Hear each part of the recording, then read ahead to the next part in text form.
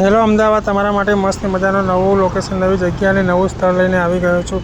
સરસ મજાનું ઇડલીવડા, મેંદુવડા, ઢોસા અને અહીંયા આગળ સાંભાર અને ગ્રીન ચટણી, લાલ ચટણી અને ટોપરાની ચટણી અને સાંભાર અને ઉપરથી પાછો મસાલો ટેસ્ટી, સ્વાદિષ્ટ અને બે લાજવાબ અને તમારા માટે ઇડલીવડા, ઢોસા લઈને આવી ગયો છું.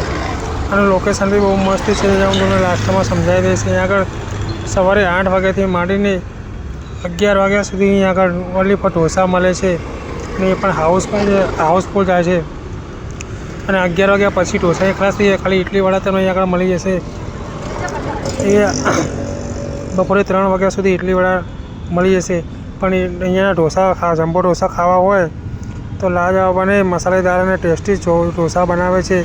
પણ સવારે 8 વાગ્યાથી માંડીને 10 વાગ્યા સુધી તમને ઢોસા મળી જશે. બાકી આખો દિવસ તમે ઇડલીવડા મળશે બસ.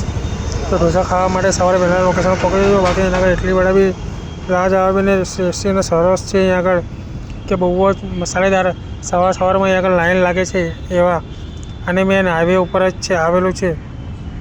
લોકેશન બી બહુ મસ્ત છે, જે હું તમને લાસ્ટમાં સમજાવી દઈશ. અહીંયા આગળ જૂનાના જાણીતાના વર્ષો પુરાના એકણ ઇડલીવડા ઢોસા ખવડાવે છે.